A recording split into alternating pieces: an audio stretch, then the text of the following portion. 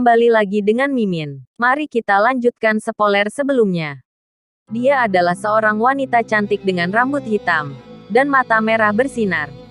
Di sini, 3 orang menghilang di tengah penjelajahan mereka. Itulah yang aku dengar. 5 hari yang lalu, 3 ksatria datang untuk menjelajahi rumah sakit ini. Saat mereka mendengar laporan bahwa tempat ini telah menjadi sarang bagi monster magis. Rumah sakit ini sangat dekat dengan pangkalan dasar mereka, Universitas Nishino.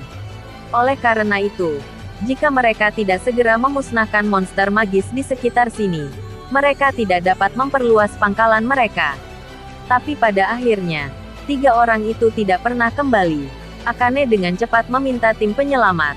Tetapi karena masalah lain telah terjadi minggu lalu, tidak terlalu banyak ksatria untuk misi penyelamatan baru dan oleh karena itu masalah rumah sakit ditunda. Dia tahu bahwa tidak ada kemungkinan mereka masih hidup. Tapi Akane tidak bisa meninggalkan rekan satu timnya yang berjuang untuk mereka semua. Apakah kamu benar-benar lebih peduli tentang penyelidikan daripada nyawa orang? Dia berkata dengan tatapan marah. Orang yang menentang semua ini adalah kakak laki-lakinya, yang juga bertugas menyelidiki kekuatan sihir. Akane-san, maaf. Ayo cepat, yang paling penting sekarang adalah membuktikan apakah ketiga ksatria di dalam rumah sakit masih hidup atau tidak. Dia ingin datang lebih cepat, tetapi karena penjagaan ketat di pangkalannya, dia hanya bisa bergerak sekarang setelah malam terjadi. Bahkan kakaknya tidak akan mengira Akane akan keluar pada malam hari. Bagaimanapun, malam adalah waktu monster itu. Bersiaplah untuk bertarung. Monster-monster itu pasti ada di sini. Saat mereka memasuki pintu masuk utama rumah sakit, bau kematian yang menyengat mencapai mereka. Segera, semua orang menghunus pedangnya. Banyak dari mereka membawa pedang. Senjata Akane juga pedang panjang. Pedang itu bersinar karena diresapi dengan kekuatan sihir.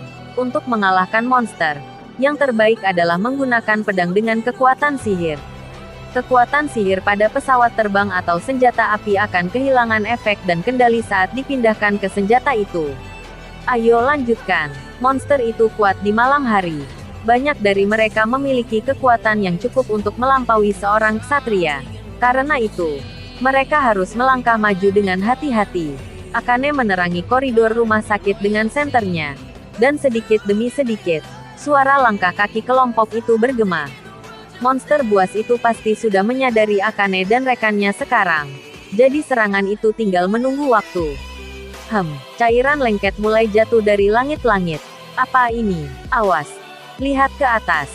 Dengan mengarahkan senter ke atas, mereka menyadari bahwa itu adalah cairan dari para monster.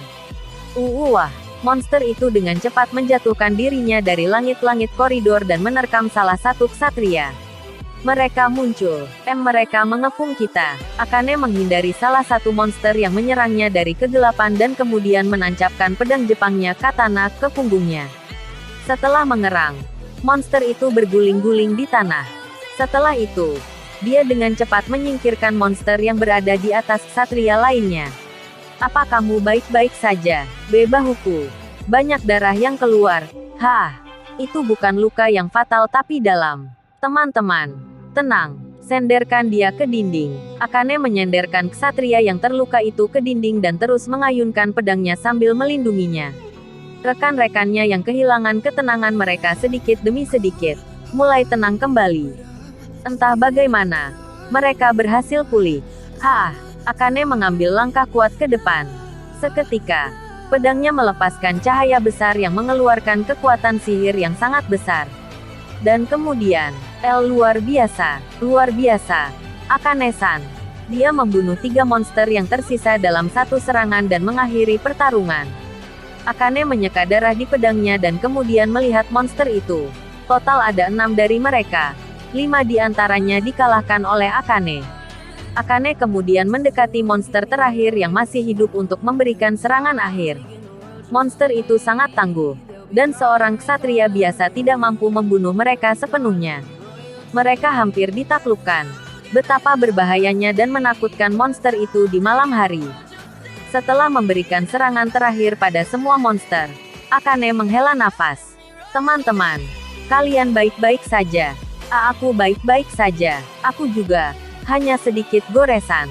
Monster melukai lenganku, bahuku, bahuku. Mereka selesai hanya dengan satu pertarungan. Terlalu berbahaya untuk maju dalam keadaan ini. Tolong beri dia pertolongan pertama. Ya, Akane-san. Aku akan pergi melihat lantai atas. Semua monster di lantai ini dimusnahkan. Jadi dia bisa meninggalkan mereka di sini dan menyelidiki lantai atas sendirian. Lagi pula, dia bisa bertarung sendirian sesuka hatinya. Aku tidak bisa membiarkanmu pergi sendiri. Dia benar. Akane-san ingat bahwa kamu adalah sang selamat kami. Hentikan. Akane menjawab dengan suara datar. Aku bukan penyelamat. Tetapi kamu memiliki kekuatan yang tidak dimiliki orang lain. Memang benar. Semua orang mengatakan bahwa aku adalah penyelamat kalian. Orang yang akan menyelamatkan kita semua adalah... Akane membuang muka. Dia tidak tahan dengan tatapan penuh harapan yang diarahkan rekan-rekannya padanya. Memang benar bahwa jumlah kekuatan sihir Akane lebih besar daripada kesatria lain. Berkat itu, dia telah mengalahkan banyak monster dan menyelamatkan banyak orang lainnya. Tapi di waktu yang sama, kakaknya memanfaatkan itu untuk menyebarkan rumor tentang dia. Dia menggunakan nama dan kekuatan Akane untuk mengendalikan orang yang lebih lemah. Dia tidak memiliki kekuatan untuk menyelamatkan dunia, tapi dia juga tidak punya nyali untuk mengatakannya. Aku hanya melakukan sebisaku, Akane berkata. Kami tahu. Makanya kami akan selalu menemanimu kemanapun kamu berada, Akane-san. Itu benar. Kami tidak akan pernah meninggalkanmu sendirian. Baiklah. Akane dan rekannya terus menaiki tangga juga bersama mereka yang terluka. Dengan setiap langkah yang mereka ambil, perasaan Akane menjadi semakin terganggu. Sampai mereka dihentikan oleh bau darah yang menyengat. Apa-apaan ini? Koridor di depan mereka, diterangi oleh lampu lentera, adalah pertumpahan darah. Bekas darah mengarah ke berbagai sudut aula. Ada sesuatu yang dia mengerti saat melihat warna dan bau darah. Ini bukan darah manusia, itu darah monster. Bukan hanya satu, tapi banyak dari mereka. Kemudian, ketika dia sampai di sudut aula dan menyalakan senternya, salah satu temannya merintih keheranan. Dan Akane mundur selangkah juga. Itu seperti sungai darah. Darah dan sisa-sisa monster ada di seluruh lantai, dinding dan langit-langit. Ada puluhan, ratusan, monster yang tak terhitung jumlahnya. Apa yang terjadi di sini? Apa ini? Menakutkan. Butuh puluhan ksatria untuk mengalahkan banyak monster-monster ini. Tapi apakah benar ada ksatria yang kuat untuk mencapai medan seperti itu? Setidaknya tidak dalam ksatria Mesias, tempat Akane dan rekannya berada. Siapa? Bagaimana dan mengapa dia bisa melakukan ini? Berpikir tentang itu, Akane menemukan kemungkinan. Kelas atas. Tunggu. Kamu bilang kelas atas. Menurut kakakku, kelas atas terlibat dalam insiden yang dia selidiki. Petik 2 tanda seru petik 2. Wajah semua rekannya dipenuhi dengan ketegangan. Tidak ada kekuatan yang bisa melakukan ini. Karena itu, kemungkinan bahwa itu adalah seseorang yang bukan manusia. Kelas atas, kelas yang lebih tinggi. Di dunia ini, tidak hanya ada satu jenis monster magis. Sejauh ini, keberadaan 10 monster telah dikonfirmasi. Tetapi di antara mereka, yang paling kuat dan yang telah merenggut nyawa ksatria paling banyak, adalah kelas atas. Kelas atas adalah simbol ketakutan di dunia ini. Akane-san, kita harus mundur secepat mungkin. Kurasa mereka tidak ada di dekat sini. Karena jika memang begitu, Akane dan yang lainnya akan mati hanya satu langkah di dalam rumah sakit ini. Tambahnya dalam benaknya. Mari kita lakukan investigasi lebih lanjut. Jika ini benar-benar ulah kelas atas, ada baiknya mendapatkan sedikit informasi. Petik 2. B. Baik. Semua orang, meski takut, mulai berjalan lagi. Sepertinya monster ini disayat dengan taring tajam. Ya ampun, sayatan apa ini? Ini terlalu rapi. Sepertinya dibuat dengan cakar yang tajam. Yang ini sepertinya sudah hancur, mengerikan. Tampaknya mereka juga memiliki kekuatan yang luar biasa. Sayatan ini, mereka membuatnya menjadi daging cincang. Dan dengan cara yang sangat kejam. Sedikit demi sedikit, dia mengumpulkan informasi dari sisa-sisa monster itu. Akane masih mengira ini adalah perbuatan dari kelas atas. Semua monster telah dikalahkan dalam satu serangan. Akane telah mengalahkan banyak monster kelas atas.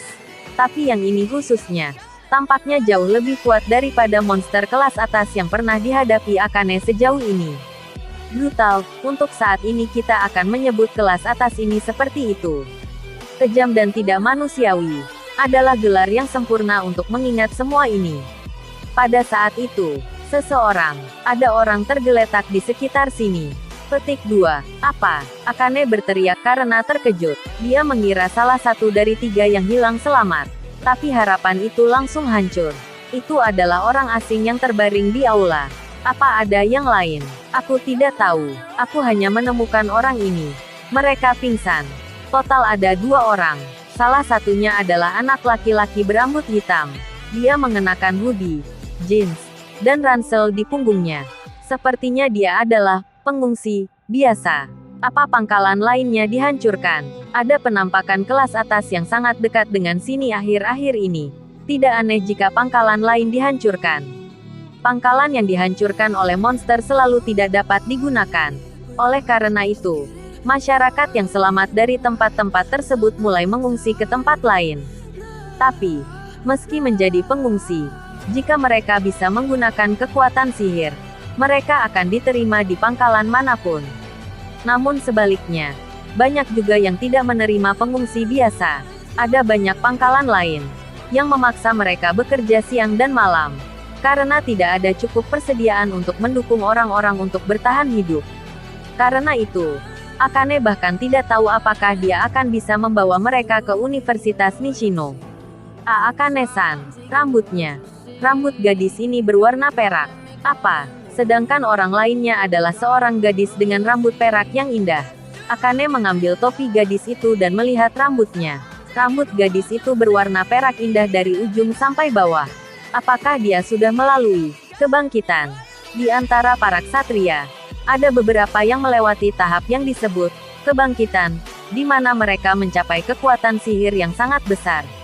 Mata merah Akane adalah bukti bahwa dia juga telah melalui kebangkitan. Karakteristik yang muncul setelah kebangkitan adalah kekuatan sihir yang sangat besar dan perubahan dalam tubuh. Dalam diri Akane, ada perubahan kecil pada tubuhnya. Misalnya, matanya yang merah.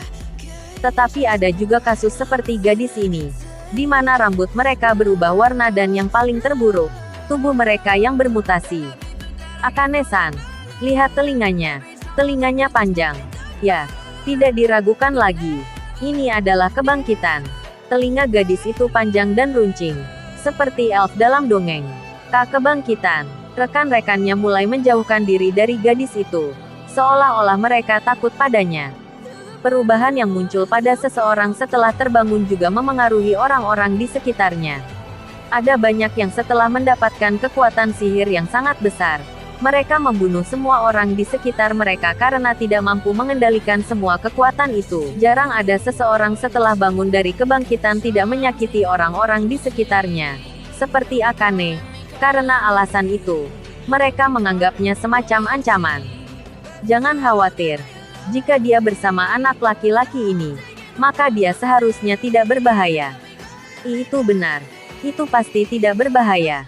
Ekspresi mereka sedikit tenang. Orang-orang takut padanya saat bangun. Pada saat yang sama mereka menginginkan kekuatannya. Akankah kita membawa keduanya? Tentu saja. Tapi kita tidak memiliki banyak ruang di pangkalan kita lagi. Aku pikir kita harus meninggalkan anak laki-laki itu di sini dan... Apa? Untuk sesaat. Mata Akane diwarnai dengan amarah. Dan rekan-rekannya mengalihkan pandangan mereka dengan ketidaknyamanan. Dia mungkin kenalan gadis ini. Apa yang akan kamu katakan padanya ketika dia bangun dan tidak melihatnya di dekatnya? Itu benar. Ya. Itu tidak akan baik baginya dan dia bisa memutuskan untuk meninggalkan pangkalan kita. Memang benar. Mari kita bawa keduanya. Mereka berkata membentuk tawa tengil yang membekukan hati Akane. Tetap saja. Dia tahu bahwa ada banyak hal yang tidak bisa berubah. Mereka semua mencoba yang terbaik untuk tetap hidup. Tapi dia bisa hidup lebih tenang karena dia memiliki kekuatan sihir yang lebih besar dari yang lain. Itulah yang dia katakan pada dirinya sendiri. Ayo, Akane menggendong gadis itu di punggungnya dan menyerahkan laki-laki itu di tangan rekannya. Kehangatan gadis itu berkumpul di punggung Akane. Dia adalah gadis yang sangat cantik. Dia pasti masih SMA. Usia dan kehidupan yang Akane jalani saat itu. Kehidupan remaja yang bahagia dan tak terlupakan. Bahkan hari ini, setiap kali Akane mengalami masa-masa sulit, dia membayangkan sosok laki-laki yang telah menyelamatkannya berkali-kali sejak saat itu. Tetapi pada saat yang sama, Akane tahu bahwa dia tidak akan pernah menyelamatkannya lagi. Bagaimanapun juga, dia sudah mati. Terima kasih telah menonton videonya. Yang belum subscribe di subscribe dulu guys. Dan jangan lupa nantikan spoiler selanjutnya.